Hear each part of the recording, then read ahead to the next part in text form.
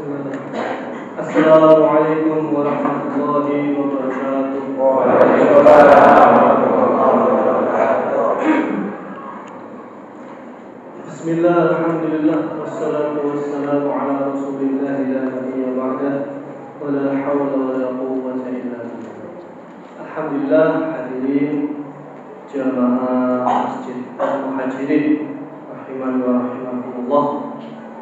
Kesempatan pada malam hari ini, alhamdulillah, saudara kita akan sedikit menyampaikan perkara agama, tapi dengan cara yang berbeda, yakni dengan isyarat.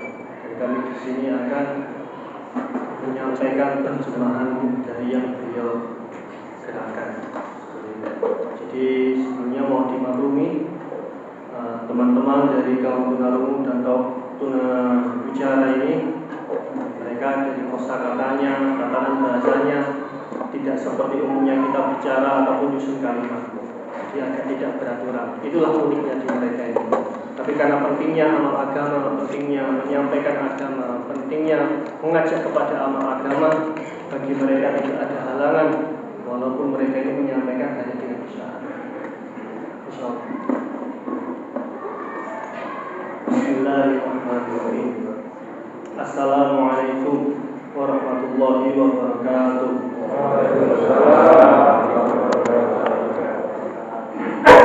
Beliau memperkenalkan diri, namanya Wahyudi dari Jombang. Maafkan saya tidak bisa bicara, saya tidak bisa mendengar, tapi saya mau menyampaikan dengan isyarat apa yang saya sampaikan ini tentang agama Islam.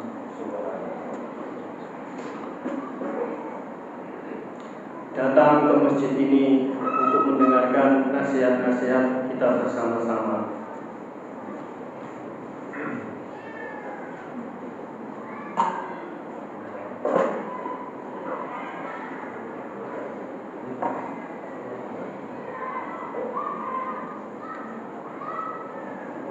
Setiap kita dengar azan, walaupun dengan naik kendaraan, kita jalan kaki, maka hendaklah kita tetap datang ke masjid, ambil wudhu dengan bersama-sama, kita duduk, kita ibadah, sholat bersama-sama di masjid, itu suatu kemuliaan.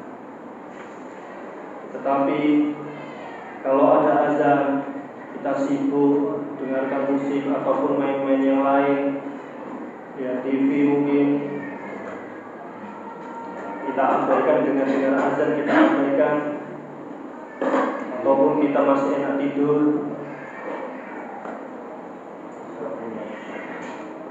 kita abaikan suara azan dan naik sepeda main-main. Padahal sudah ada waktu azan kita tahu, tapi enggak, sudahlah, diabaikan itu suara azan, kita tetap main-main. Masuk. Maka orang-orang seperti ini nanti di akhirat diambil oleh Allah dalam keadaan bertemu dengan Allah. Allah murka, malaikat-malaikat pun marah dengan mereka ini. Dunia ini tempatnya ujian.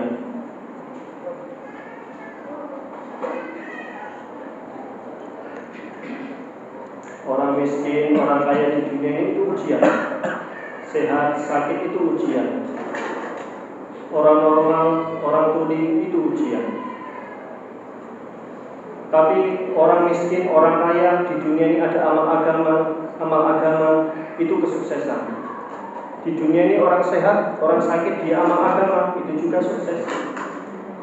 Di dunia ini orang tuli, orang tunarungu, orang normal amal agama juga sukses. Tapi kalau di dunia ini orang miskin, orang kaya tidak amal agama, dia gagal hidupnya.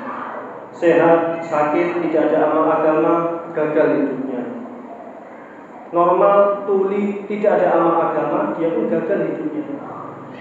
Ketemu dengan Allah, Allah pun marah. Alhamdulillah, sekarang kita bisa amal agama puasa, karena ini perintah Allah. Orang yang puasa Allah beri banyak pahala, banyak dilipat gandakan ibadahnya.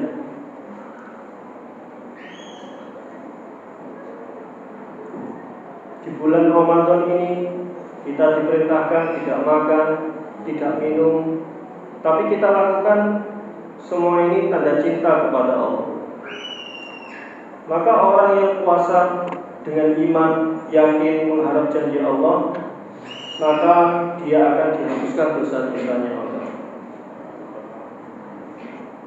Dalam bulan Ramadan ini dibagi 3 bagian. Yang pertama adalah rahmat, yang kedua ampunan, dan yang ketiga dibebaskan dari azab dan siksa dari neraka. Allahu Akbar.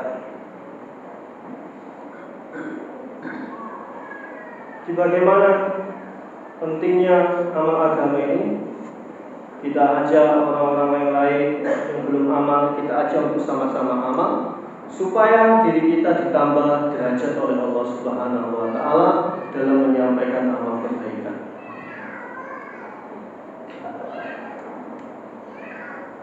Allah Maha Kuasa, Allah Maha Hebat,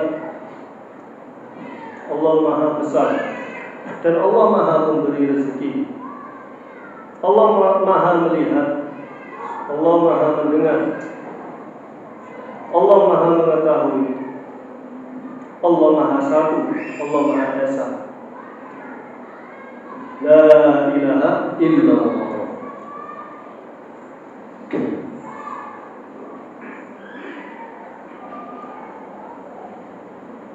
Allah menciptakan 7 lapis langit, 7 lapis bumi, angin, udara, tumbuh-tumbuhan, rumput-rumputan, bulan, bintang, awan, kurang lebih 18.000 jenis makhluk, burung-burung, ikan, kuda, singa, anjing, banteng, jerapah, ular.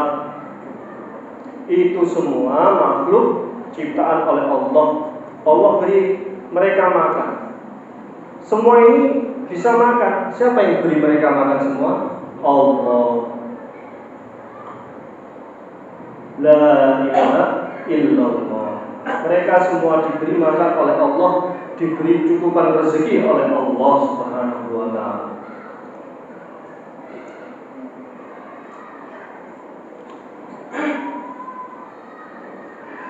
Jadi bila orang itu taat kepada Allah, ikut contoh Nabi Muhammad SAW, hidup di dunia sukses, di akhirat sukses, mati masuk surga. Kalau orang itu ingkar kepada Allah, tidak mau ikut contoh hidup Nabi Muhammad SAW, hidupnya di dunia gagal, mati masuk kubur, dihimpit, mendapatkan kegagalan, di akhirat diseret dalam neraka, masuk neraka, susah selama-lamanya, menderita. Dulu ada sahabat-sahabat Nabi Muhammad SAW, mereka hidup di dunia sukses, di akhirat sukses, karena mereka mempunyai sifat-sifat yang mulia. Sifat-sifat mereka itu diantaranya sifat yakin kepada iman, kepada ucapan La ilaha illallah Muhammadur Rasulullah. Dia kutip satu hadis Nabi Muhammad, kalau orang itu di dekat kematian, menjelang kematiannya, bisa mengucapkan La ilaha illallah, jaminannya pasti masuk surga. Sifat yang berikutnya, para sahabat memiliki sifat sholat yang khusyuk. Bagaimana sahabat dianjurkan oleh Nabi, orang yang sholat secara berjamaah 40 hari, tidak tertinggal takbir bersama imam, Allah berikan 2 kebebasan. Yang pertama, bebas dari azab api neraka. Yang kedua, bebas dari sifat golongan orang munafik.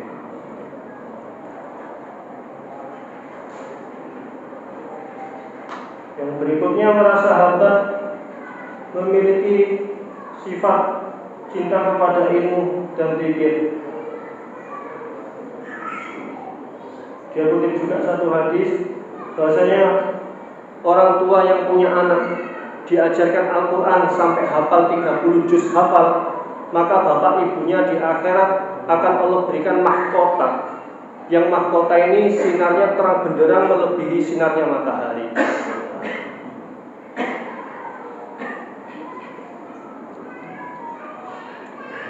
Maka penting kita jaga-jaga zikir juga, karena Nabi sabdakan perbedaan orang berzikir dan tidak berzikir bagaikan orang yang hidup dan mati di sisi Allah.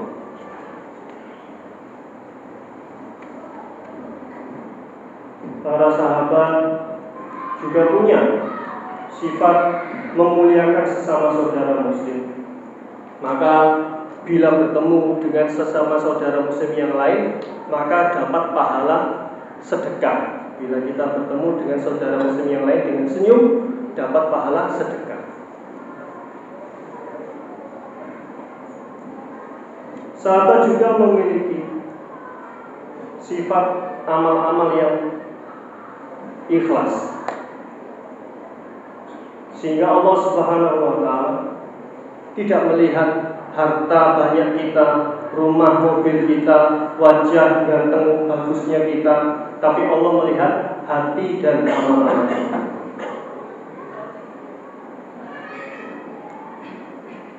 Sahabat juga banyak yang berdakwah keluar di jalan Allah, mengajak seluruh umat, sehingga debu-debunya mereka Allah akan rubah nanti di akhirat menjadi tameng daripada azab api neraka.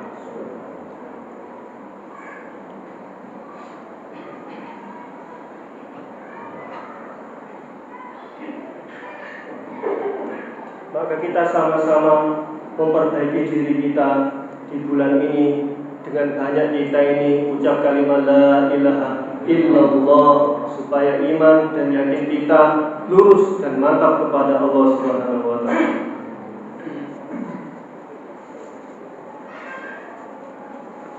Kita latihan sebagaimana para sahabat mengorbankan diri dan waktu meluangkannya. Ada bermacam-macam mereka keluar 3 hari, 10 hari, 40 hari, dan beberapa bulan. Itu saja yang dapat kami sampaikan. Majelis ini ditutup dengan banyak dosa yang dihapuskan oleh Allah Subhanahu wa Ta'ala, digantikan hidayah. Semoga ini dirahmati. Yang tadi demikian yang beliau sampaikan, kurang lebihnya mohon maaf. Mudah-mudahan apa yang beliau sampaikan menjadi hidayah kepada diri kita, sehingga Allah Subhanahu wa Ta'ala menjadikan diri kita ini kekuatan, menambah kekuatan untuk dapat sama-sama mengamalkan dan menyampaikan kepada saudara-saudara kita yang lain. Subhanallah wa bihamdihi, subhanakallahumma wa bihamdika, asyhadu an la ilaha illa anta, astaghfiruka wa atubu ilaik. Wassalamualaikum warahmatullahi wabarakatuh.